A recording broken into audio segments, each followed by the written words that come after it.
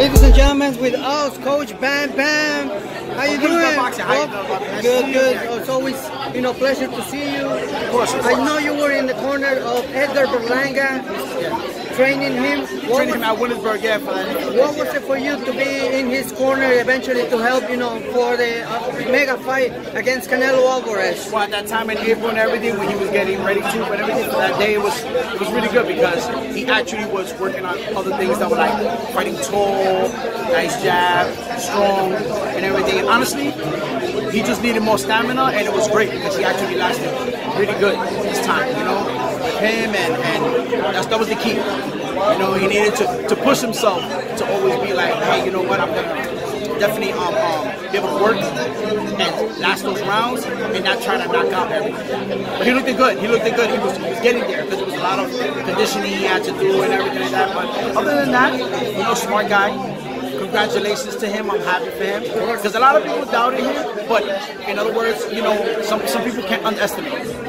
Whether you're Canelo, Benavidez, or whatever, you just got to go in there and push the envelope, and I'm proud of him, man. Williamsburg always got his back for those things, Yes. And I'm always here. Hey, no matter what, I'm happy for him, but whatever he wants. To me, it was one of the best performances of his career because, I think so too. To be honest with him and with Edgar, I thought he was gonna probably get knocked out and things like that, early. Of course. He was durable. He maintained himself very smart.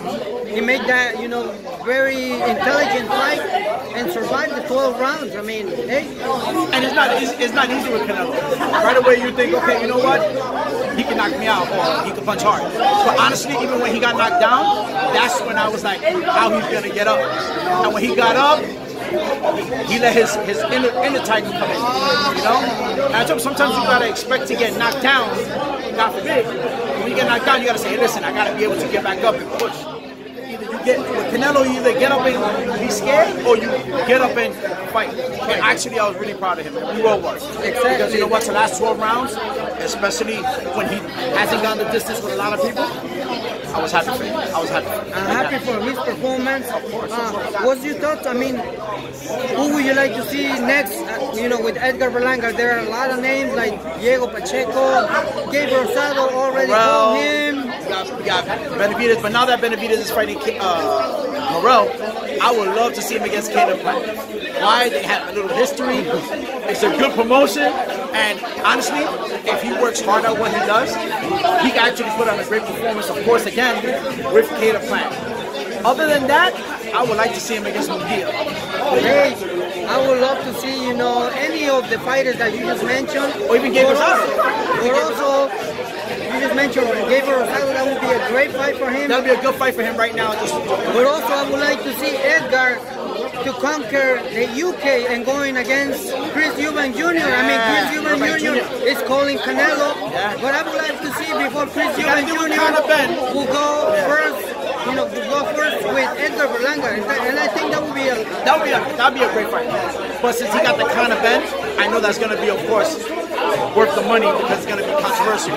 But I would like to see, honestly, since Berlanga already has the fight with Canelo he finished with, I think he needs to get into another great fight. Money fight will be Caleb Plant or MUNGUIA. Those two. That's it for him right there. Eventually, if it happens with MUNGUIA, it's again Mexico versus Puerto Rico. Oh, that'd be great again. Oh, boy. And they're both young. Right? Yep. They both lost to Canelo, but at the end of the day, somebody not gonna make the 12 rounds, and I have my money on Berlanga. Definitely, I would love to see Edgar when he comes back because I know he's on vacation, enjoying his family, enjoy himself, and everything. But I would love to grab, Edgar and see, what his thoughts, his plans, and I think, it would be great to see back Edgar very soon, probably before ending the 2024 or the beginning of 2021 year. Of course, and honestly, with Williamsburg Boxing in Brooklyn, he knows we always there for him. I would love to be there with him and the rest of my team, my coach Rosado, Gleason's, Brandon. The owner Jimbo always shows them love in the sense of because we want them to be successful. They're Brooklyn, His dad, everybody, so we always want to be successful, And thank you to you because you're always on top of these guys and You're always interviewing and saying the right things and everything. You know what? Congratulations. It's a pleasure. Thank you. Always, I know you for years. And let me ask you, before we wrap it up the interview, how do you feel like you're coming over here for something, that eventually amateur boxers, they gain, they getting a reward, the rings, a ring, probably a medal. This time it was a ring.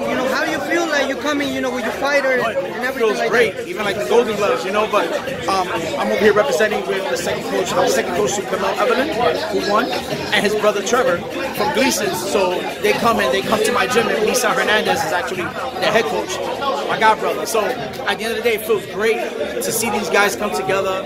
And after they beat each other up, they want to be, their own friends and everything. But other than that, it feels wonderful, to have this youth come up and, instead of being in the street and doing other things, they're over here putting their mind and their, physical body to this type of tournaments. Exactly. And we got to bring the Golden Gloves back because, this plus that would be great again, Masquerade Garden. So yeah, definitely. It's wonderful. It's wonderful. It's great. Hopefully, it's not a bit far away from, like bringing the Golden Gloves over here in New York City, because I know eventually, yes, the tournaments, goes around the U.S. So, but I would love to see it right here, right behind, Yes, why not? Right behind the Diamantes. Again, because it's still an old school.